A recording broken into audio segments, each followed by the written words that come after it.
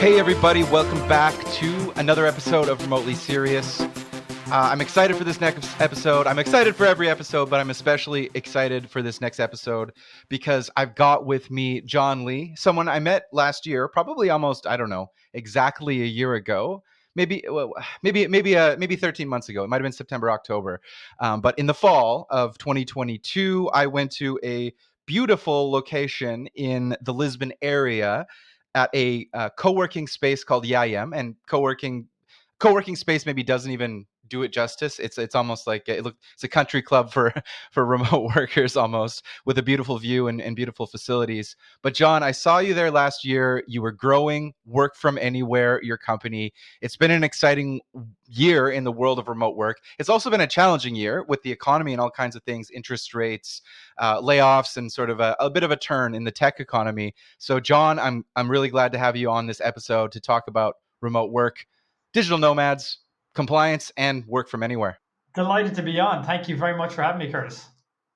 So let's get right into your business and your line of work. I want to jump right in there. You were showing me some really cool stuff when I was having coffee with you in the Lisbon area last year, and you were in an area that I think is really important. I've been a CEO, I've been a board member, so I know how certain trends like, hey, anyone can work from anywhere.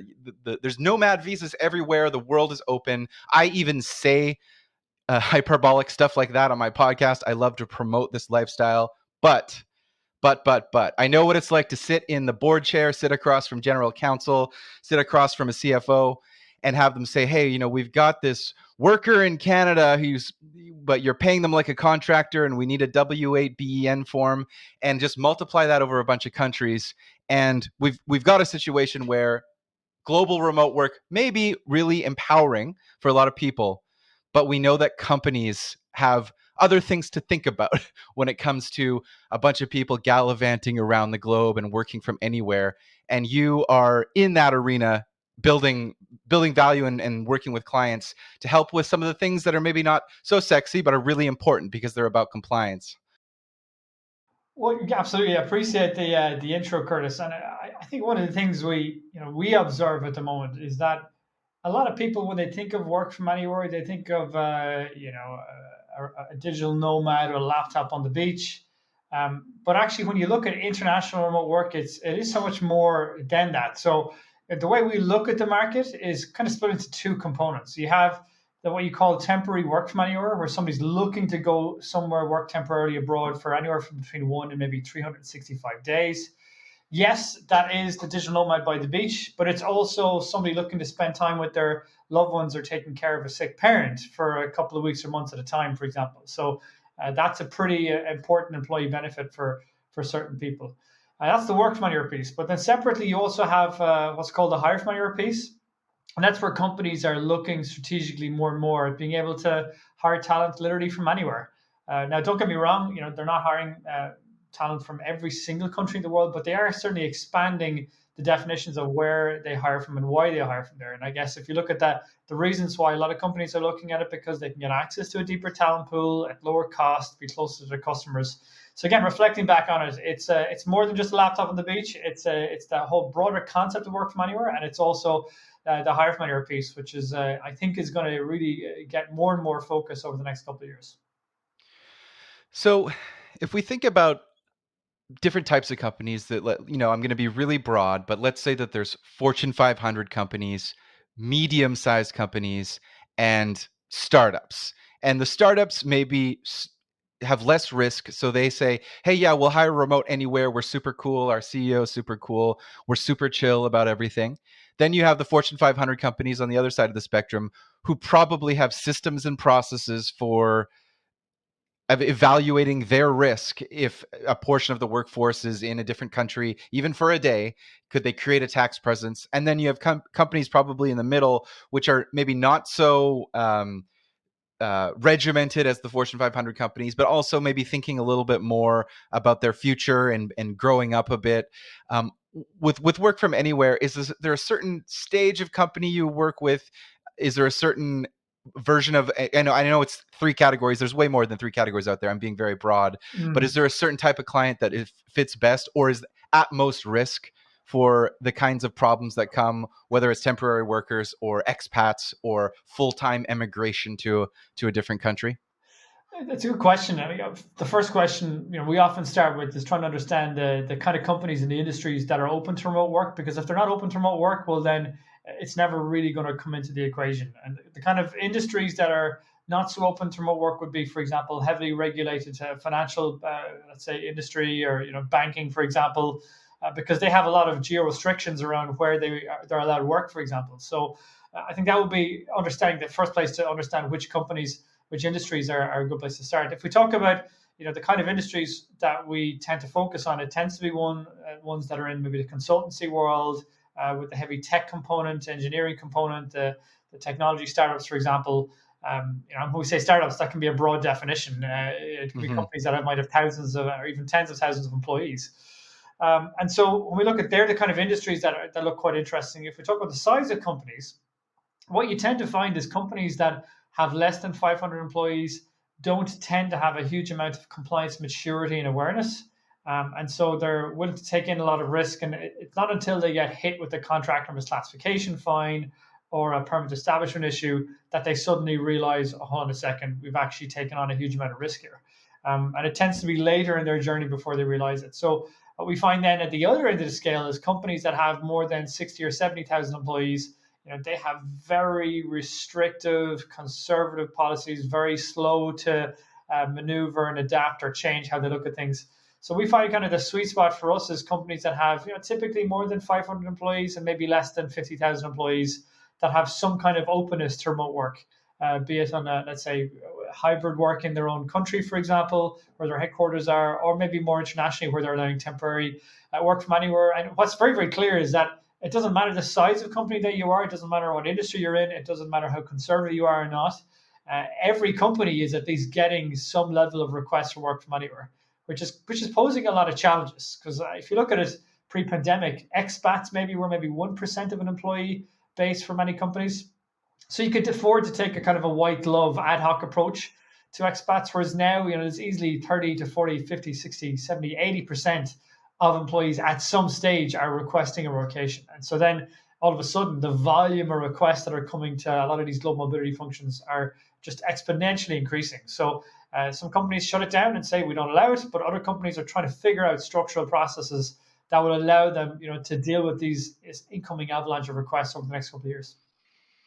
Got it. So going back to kind of my question and your response, it sounds like more of the industry type. So you're not going to have a bank or a hospital that's delivering services in a highly regulated healthcare or financial industry versus some kind of service or consultancy or tech component company. That's more of the kind of variable that determines whether a company is open to remote, which makes a lot of sense. It, Um, I, exactly, yeah. especially those when I recruit a lot of software engineers. So you can. What's really interesting is that even some conservative companies like banks, they need to Mhm. recruit some highly talented software engineers. So what you often find is they, even those companies that have a conservative public policy on work from anywhere, they tend to make exceptions for those kind of roles because they know they cannot get access to the critical talent unless they have some kind of flexibility. So you often find out that they have ad hoc policies or exceptions designed for them.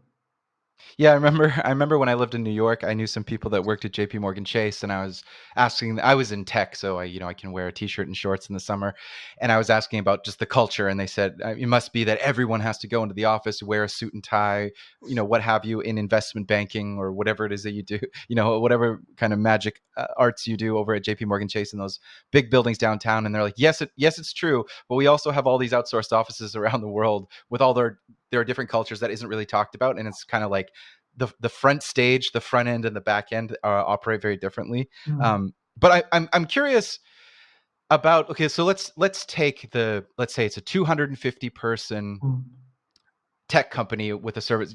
Let's say tech startup, or tech software company that does marketing software.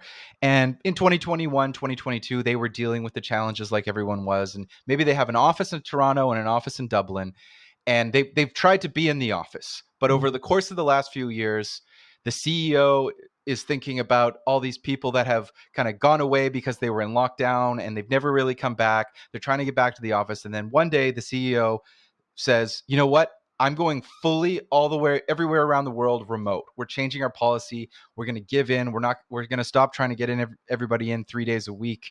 We're going to stop trying to make the two headquarters this place of culture with ping pong tables and vending machines and all that and open office space. We're going remote. And they're in this kind of period where technically, let's say, both halves of the company are employed out of Dublin and Toronto, but Mhm. CEO's just walked into the boardroom, gotten her top execs in, and said, "Hey, everybody! As of Monday, everywhere remote." She pulls a Brian Chesky and says, "We're going remote." Once that happens, what are some of the classic mistakes that companies or CEOs might make when they've decided, "Hey, anybody can work from anywhere"? What are some trip ups or compliance mistakes they tend to make when they start implementing that policy from a culture point of view and maybe aren't thinking about the compliance point of view from day one fully? Well, the classic mistake is to think, that work is not a place, which it is not anymore. But unfortunately, taxes are. So the first mistake is not to recognize that the laws that have been around for hundreds, for thousands of years around taxes, that just because all of a sudden we've decided we can take a laptop work remotely abroad, that all of a sudden we have an exception, we can do what we want. And unfortunately, as much as I'm the biggest proponent of work from anywhere, the first place to start with many companies is to say, listen, you've got to pick a menu of countries that you are open to allowing your employees, your team to work from anywhere from. And I'll give you an example. Let's say on day one, your CEO says, okay, everyone can work from anywhere they want. But what happens then if somebody says, actually, I'd like to work in North Korea for 9 months? Is that okay? Straight away, they're going to say, well, of course not. I mean, you can't work in North Korea. There's a torture risk. You can't get a visa. There's a big risk of permanent establishment. We don't have payroll tax capabilities there. No, of course you can't go to North Korea. So you go down this rabbit hole then of, okay, well, there's a few obvious places, that wars are going on, for example, or that, are on the sanctions list. There are obvious candidates where you'd say, well, of course you can't work there. And I think everyone would agree, yeah, a country that, for example, is on a sanctions list or where a war is going on, no, we don't recommend you work there. We want to keep our employees alive if we can. But when you start looking at that, you recognize very, very quickly that it does make sense to actually create, what you would call a green light list of countries that were actually acceptable, we're fine with you working from for a certain number of days. And maybe there might be an orange light list of countries where you'd say, well, if you're going there, come to us in advance and we'll try and figure it out together. And then there would be a list of red light countries. So countries, like I mentioned, North Korea, that it's just not going to work. And so I think that's the first step. If countries, like the companies, have to kind of figure out what does that menu look like? What's that traffic light of countries going to look like? And also, how many days are they willing to accept? So some companies, if they want to push the envelope, they might allow employees to temporarily work remotely for maybe up to 90 days a year. That could work. That's on the outer edge of it in many cases. Whereas other companies might say, no, we're only going to allow you work for maybe 15 days a year. You typically find the bigger companies tend to have a lower number of days work from anywhere, and let's say the smaller companies might have a little bit more of a risk appetite and willing to push it a little bit. But I think in the vast majority of cases, any companies that have strong sustainable work from your policies, they have that menu of countries and they have very clear guidelines. For example, you have to be able to get a visa, you have to have a right to work there, for example. And visa is just one example that if you mess it up, if you illegally break the visa entry laws, that's not something that a company can fix too easy. You can end up in jail because of it, and companies don't want to have to handle that. Like, for example, if somebody entered into the US illegally, that can have huge implications for if that company wants to work in the US or wants to hire talent in the US in the future. So there's certain risks that you have to be aware of, and I think that's the first place: is pick the menu of countries. Then, secondly, understand the risks that you're dealing with, and also then think of the days that you're willing to accept work from anywhere in as standard before people have to start coming with more formal requests or whatnot. And then separately from that as well, looking at the positions, because unfortunately, certain positions in a company are much higher risk than others. So, for example, people in sales generating roles and senior roles, for example, they tend to be very high risk. So, if somebody's in a very senior role or a sales generating role, the magnitude of risks just is exponentially more for those kind of roles for work from anywhere compared to others. So I think that's really crucial to have those components thought through so that before you go and announce we've got work from anywhere, that you have a clear policy and a guideline or a framework in place that allows people to know how many days they can work from anywhere in a year, for which countries, for example, what they need to be conscious of, for example, and then building it into a very clear approval process. So they'd be the typical places we'd say they need to start. Yeah, I'm just thinking in past decades, destinations, flipping it over to where people might go if they have 15 days or 90 days or can simply Mm, emigrate and have the full year. In past decades, destinations would try and create something like Silicon Mountain or Silicon Alley and basically try and create business districts and economic zones that they would market as attractive to employers. And in Ireland, I mean, Ireland is wonderful at this. They were able to attract a lot of employers from around the world and new businesses to come and create branch offices or headquarters in Ireland. A shining star in the EU for attracting that kind of business. Now we have, on a much lower scale but a growing scale, we have these destinations knowing that they can kind of attract the worker. Now that there's this remote work thing, they can say that Costa del Sol or Lisbon or Madeira or Buenos Aires is a place that workers can go. Forget about the employer for a second. If you're a worker, you can just come here. We have a shiny new mm. digital nomad visa or remote work visa. Do you think that the what you've seen from these programs of destinations attracting workers, do they get it? Do they understand the needs of the employer? Are they working with the employers enough? Because I feel like most of the programs are targeted at the worker. They're saying like, "Hey worker, come here, remote work here in this attractive place with a visa that will I let you think it's a stay here fair for a point. year." Yeah, no, I think Yeah? that's absolutely a fair point. If you look at many of the digital nomad visas, you know, remote work visas that are there, they have been, primarily targeted at the individuals. And if you look at the application process and requirements, they're typically done for somebody as an individual. When in many ways, if you want to work a bit more closely with employers, foreign employers, for example, you want to be able to build the kind of visas that will be attractive for the employers to be able to push these remote work visas in the first place. And I'll give you some examples. Like when they're done right, they can be very attractive for companies to use. But in many cases, for example, in the vast majority with these digital nomad visas, they're not accessible to a company or let's say an individual if your company has a legal entity in that country. That's a first kind of a hurdle. Secondly, you might have situations where it's not very clear what needs to happen with the spouses. In other cases, a digital nomad visa might only be available to contractors and not employees, for example.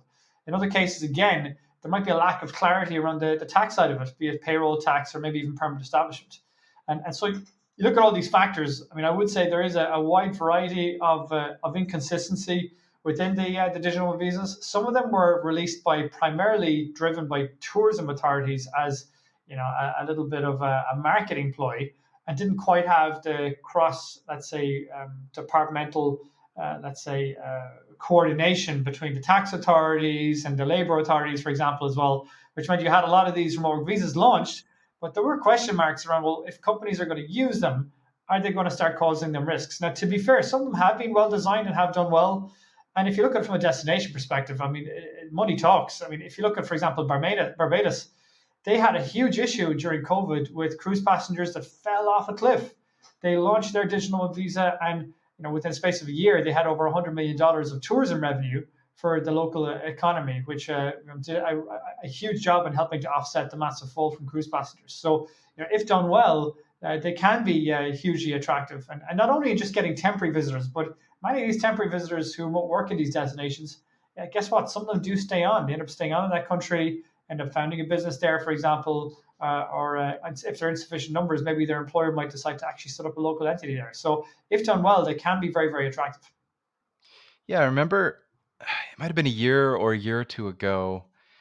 There was it wasn't necessarily, it may not have been the nation of Greece. Might have been one of the regions of Greece where they were rolling out a nomad visa program or contemplating it. But one of the components was an agreement with employers who send the employees that will give you a letter that basically formally establishes that you're not establishing a tax presence here, and your employee, the kind of thing that is like the stamp of approval for the compliance people or the, Yeah. the council at the employer. And I don't remember exactly what it was. I'm going to look it up after this episode.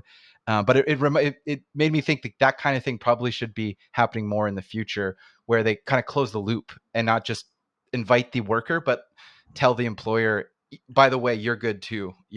We'll do Well, that formally. Well, exactly. And if you look at it for the destinations, if you can get the remote workers via the digital nomad visa or remote work visa, well, guess what? If you get them in sufficient numbers, some of the employees may want to actually stay working there for a longer period of time.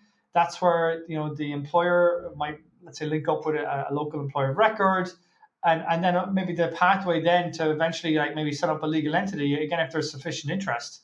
So in some cases for these destinations, it can be a really great way of looking at your foreign direct investment funnel and attracting long-term capital and talent to that destination. Yeah. And you founded Work From Anywhere in 2021. Was it spurred by the pandemic? Did you have this idea before 2020? What's kind of the origin story of Work From Anywhere? Well, for us, we had been a digital nomad family for a good number of years, and we had traveled all around the world. By the time my eldest daughter was 4 or 5, she'd already been to 26 countries, for example. So it had been a big part of her DNA. And yeah, basically, it actually originated out of failure. So my previous startup was an intercultural platform in the business travel industry. We were on the cusp of massive success in the business travel industry, and all of a sudden, it just completely died overnight with COVID. So ran into huge challenges. But then we took time off, and more or less in Q1 2021, we came up with the concept with my co-founder Donal of work from anywhere. And for us, what we could see is that there was going to be what we call this work from anywhere market that would be in between expats and business travelers, but that would be a really big market because a lot of people would want to work remotely abroad with their laptop. And so when we looked at it, we could see that taxes was going to be the biggest challenge. And we kind of started that journey of building an algorithm, building an initial tool, and then basically in kind of the summer of 2022, managed to come up with the final concept of what the platform would need to look like. And then launched that in the beginning of this year and got a global partnership with Mercer, which we announced in May, basically. So it's been an absolute roller coaster. It's been a really interesting experience. We've been loving it. But yeah, that's kind of where it all started. It started back in Q1 2022. Yeah, I saw recently. I mean, it hasn't been that long. I guess maybe 18 months later or 20 months later, I saw that you were posting about a partnership with one of the big four HR consulting companies. I think, was it Mercer that Mercer, you were that's working with? exactly it. Yeah. Yeah, yeah, Yeah, that's exactly it. they're obviously big players in having the ear of their kind of the court magistrate next to the ear of the king of all these employers, whispering in their ear what the good software and what the good programs are and what isn't, and gatekeeping a little bit. So it's always a good thing, I would say, in these kinds of industries, to be part of their program, to be working with them generally. But how did that come about, and what does that partnership mean for you? Yeah, well, for me, I've always been a big believer in relationships and particularly trying to meet people at events. And so we actually met them at a global mobility event in London I think it was back in November 2022. I think it was basically. And at that stage, we'd had built prototypes of the platform and had a number of countries live in it. And I spoke at an event and I showed them the platform and they were quite interested and kind of followed up with more conversations in January of this year. But it moved very, very quickly. I think they could see that a lot of their clients are looking for a decision-making platform to help them with what is the operating model for remote work, especially international remote work. And so that's kind of where we came along. But we built a platform that helps assess, okay, what are the risks, but what do I do next? What are the solutions? What are the compliance steps I need to worry about?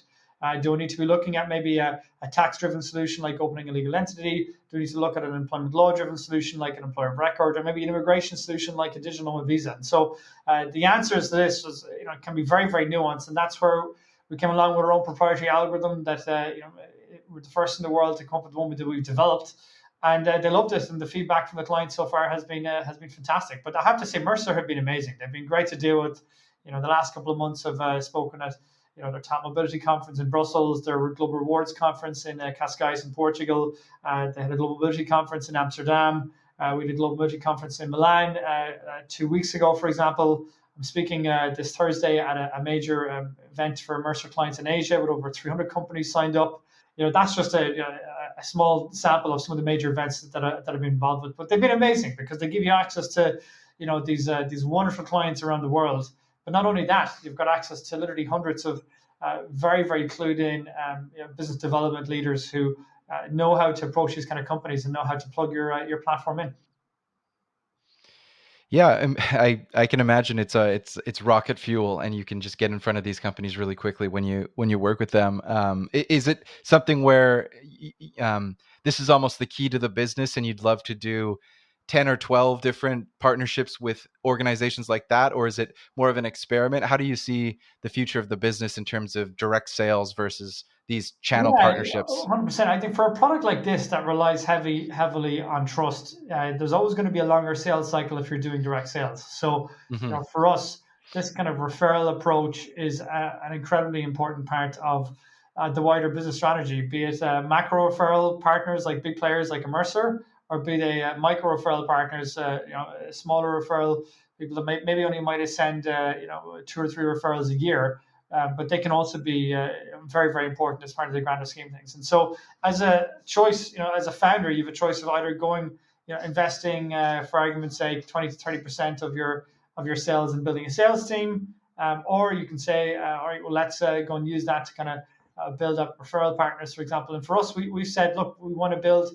a lot of our emphasis on referral partners so that we can focus on just executing a great technology, build a great algorithm, and there's so much work involved in getting that right. If we can do that right and have really good partners to help bring us the leads, then for us that's a really kind of a sustainable long-term strategy. So far, it seems to be working. But again, I couldn't be more grateful for the efforts that all of our partners, in particular Mercer, have been in that respect. Yeah. I'm just thinking when you've got all these companies that are navigating their remote workers, one of the things is traditionally decades ago companies might employ a bunch of people domestically and then it would be a big deal to expand internationally. And now international employment, global remote employment can happen from day one. Hmm. What are you seeing in with respect to the way that employers are paying or contracting with employees and contractors? We have all the classic payroll companies, but then we also have these specialist, nomad friendly, remote friendly payroll companies in the last 5 years: Yeah, Oyster, Multiplier, Deal Remote, etc. And then, of course, they could just contract. Like, what are medium what are the kind of, the 200-person tech company that's got a bunch of remote workers and contractors? How are they navigating paying people and contracting with people, and which of, are they drawn to those newfangled payroll companies, or still, how do they do this, well, yeah, no, manage this kind of stuff? employers of record are a really important part of the puzzle to have in your toolbox. I mean, if I look at it, what most companies tend to do is they tend to pick the two or three core markets that they need to have their legal entities in. Those core markets will be where they'll generate a fair amount of their sales, and they'll be core talent hubs. And that's where they're going to hire most of the people that they need. And what they'll then do is supplement it with a couple of key roles that they want to put into maybe an employer of record, for example, where they want to be able to have the ability to have these people as close as possible to being, let's say, employees. They'll be technically on the payroll of the employer of record, but they'll be working for them, and they'll be for certain important roles. And then they'll complement it with independent contractors. So be able to access, let's say, if you need an M&A analyst for 12 weeks, why would you hire them in a full-time role? Just get them in a fractional role for a project for those 12 weeks. The tricky bit is that, understanding that for the higher risk roles, they need to go into a legal entity.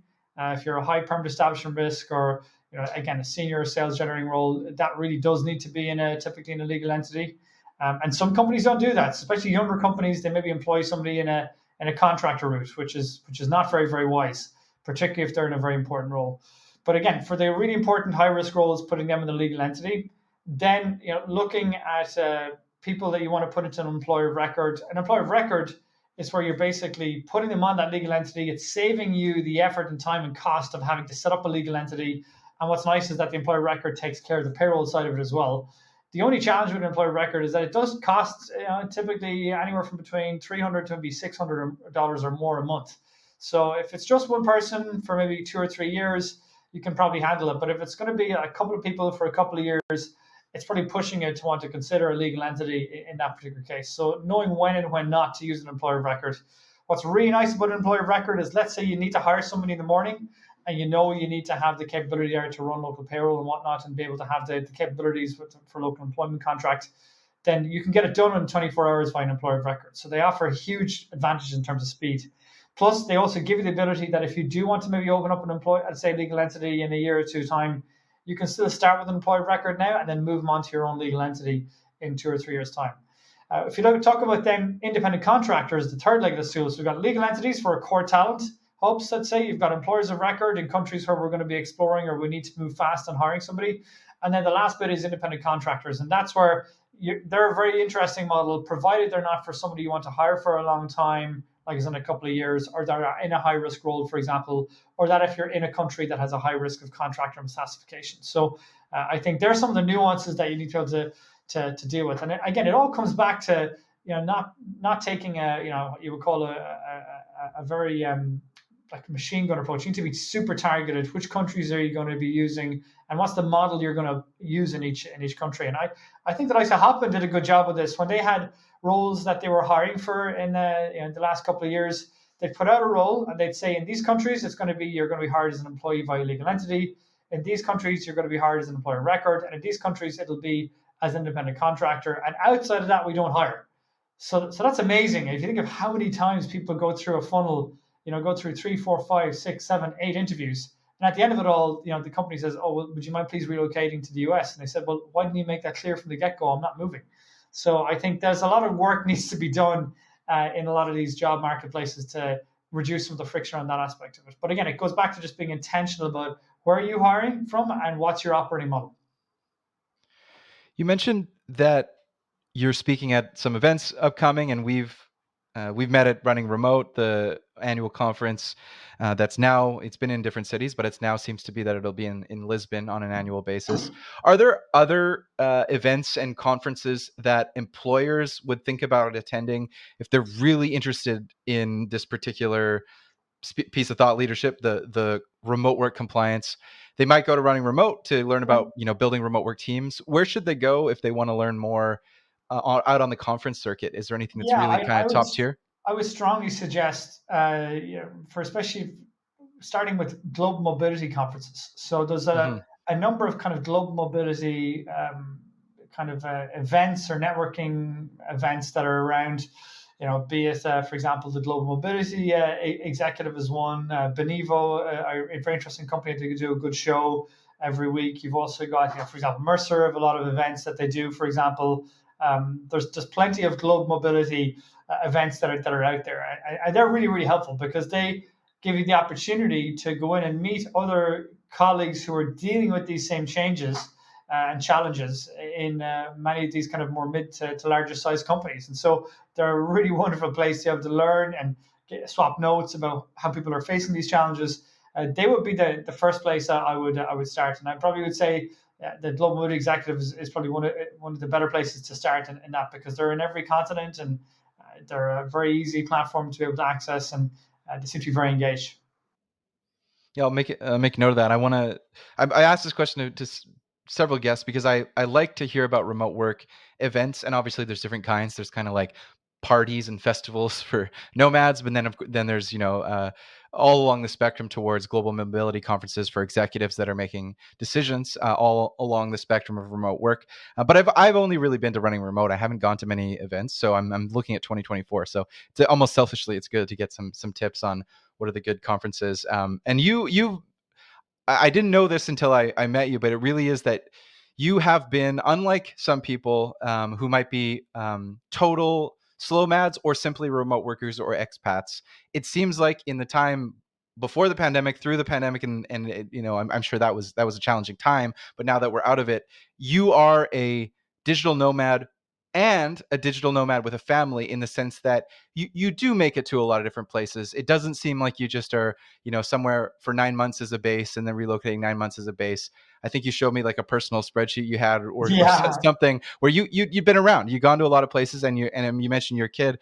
had been to 24 countries plus by the time she was 4. That's it. So It's part of the yeah, DNA for both my wife and I, and so even our kids. Like I think Rose was saying the other day, she can't wait to go visit Thailand again at some stage. So like all these different countries, they leave a mark in our kids, and it's a big part of it's a big part of our DNA. I mean, I will say in the last year we've been just loving Portugal as a yeah. family. We haven't traveled as, and we still have traveled, but we haven't traveled as much abroad in the last year as we had done in the past. We're quite happy to maybe just come off the accelerator a little bit for maybe 12 to 18 months. But, we'll go back in again and maybe do another 6 to 12 months of traveling around the world again at some stage in the next year. I wouldn't be surprised. But for us, it's been amazing. I mean, it's been amazing for the kids already now. Like they're speaking Portuguese and singing Portuguese songs, for example.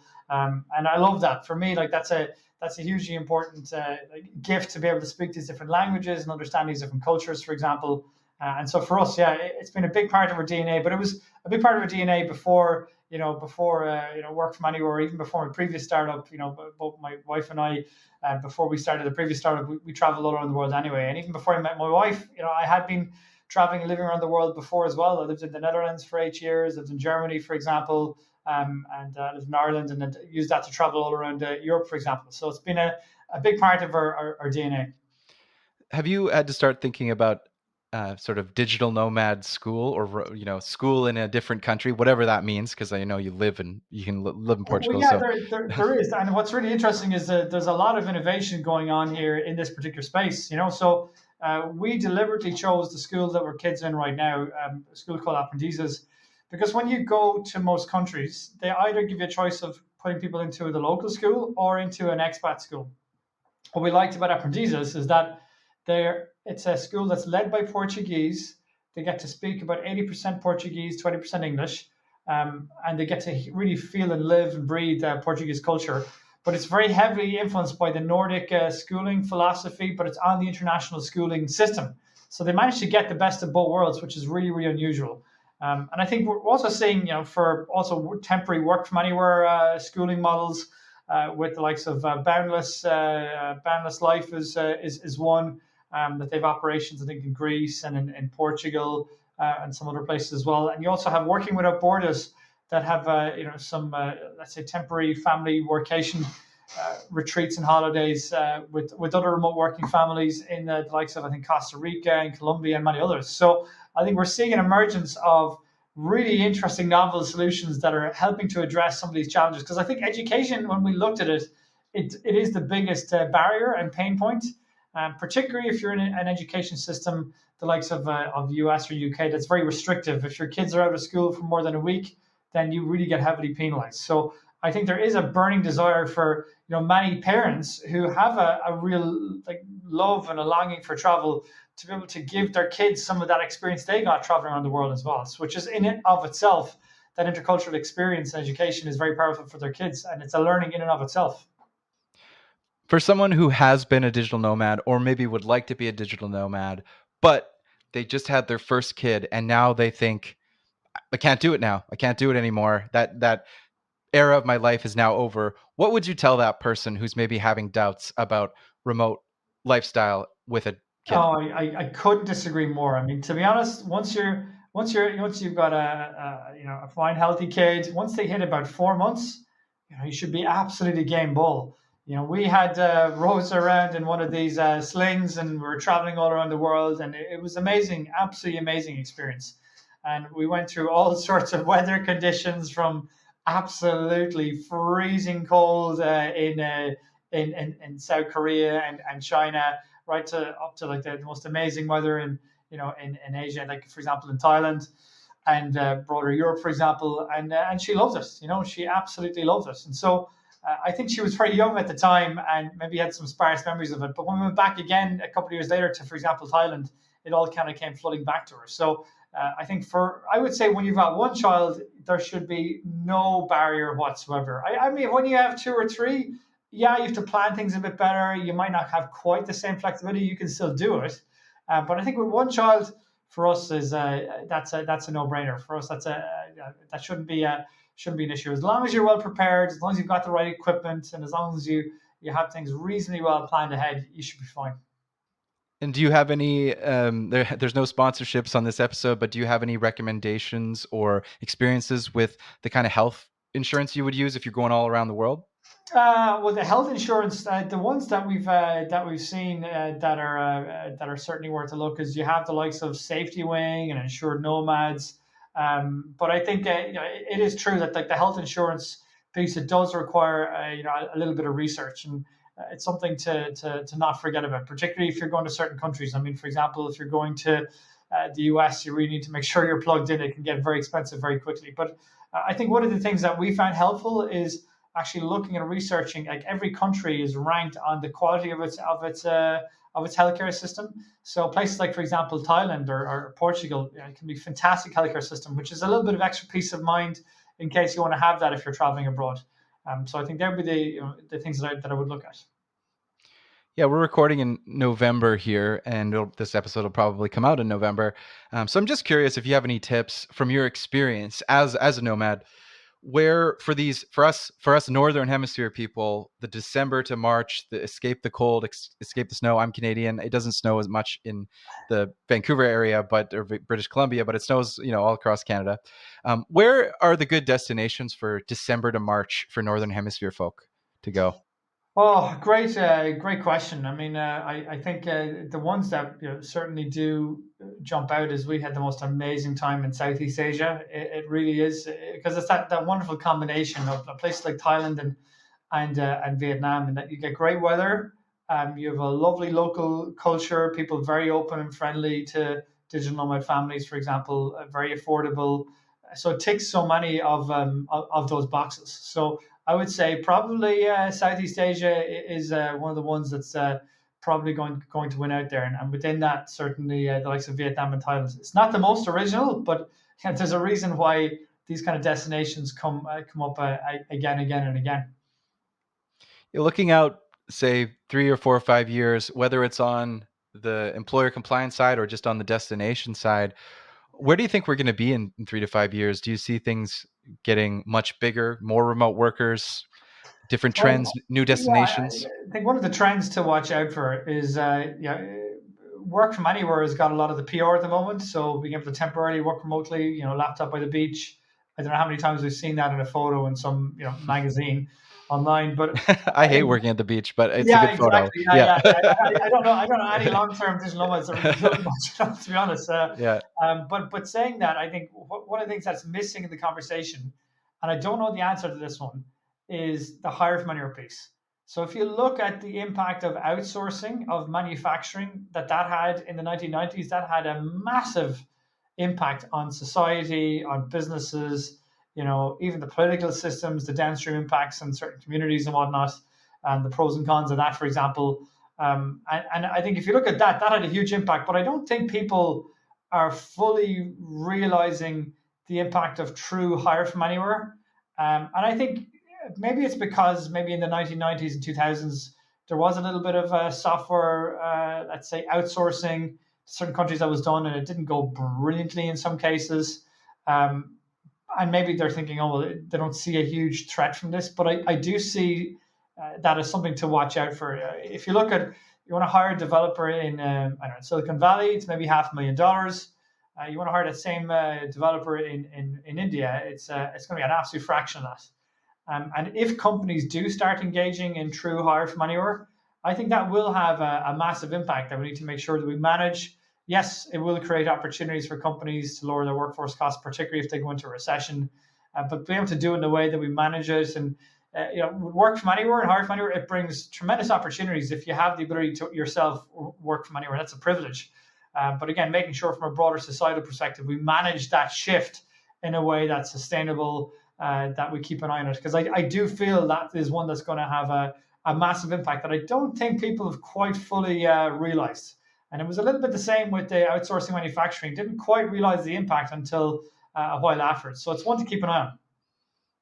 Yeah, I think the triple impact at different stages of work from anywhere, hire from anywhere, plus AI, plus what might happen with some of this AR, VR, Vision, Apple Vision Pro, put Yep. your workspace onto a hologram or, right in front of you with infinite view screen area. That could possibly create 5 years from now, this image of you know, a Vision Pro wearing person or a goggle wearing person that doesn't need to bring their laptop, has everything they need, looking through the viewport, travels around the world easily and talks to AI assistants, and kind of a bit sci-fi and futurist. Um, and we might be looking at this acceleration where 2027 looks quite different, and we might start to be entering this sci-fi world that people imagined back in the 60s and 70s.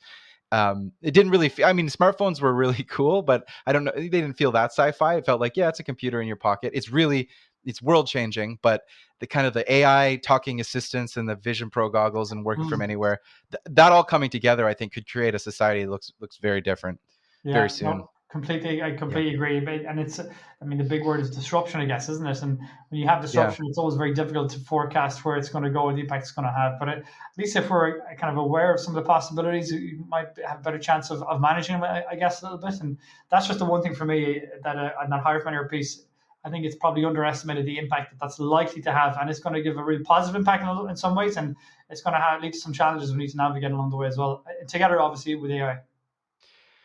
Right. So, obviously, the CEO is someone who should be thinking about working with work from anywhere. Who else and what titles within an organization are the people that you tend to want to meet with, talk to, are the Yeah, right decision makers to meet with you? probably the people in global mobility or corporate tax or talent acquisition. They would be the three functions Hmm. that would make the most sense because they're the ones that are dealing with these requests for work and hire from anywhere every single day of the week. In smaller companies, it might be the CFO, for example, or the HR director. But in the bigger companies, they would be the roles like talent acquisition, global mobility, and corporate tax are the ones we tend to deal with the most. Got it. And if people want to find more about you on the internet, where should they go? What can we put in the show notes? Yeah, it's the website wfa.team, Team, wfa.team. Great So domain. that's the domain. Yeah, very simple one. So WFA.team and any social, or should they just go straight to the website? Yeah, they can catch us on LinkedIn and also Twitter, for example. So we hang about. So they can catch any of those handles. I can share them with you afterwards and have them on the show notes. Sounds great. We'll do that. And John, yeah, maybe just one last question. What are you most excited for in the next year, personally or professionally?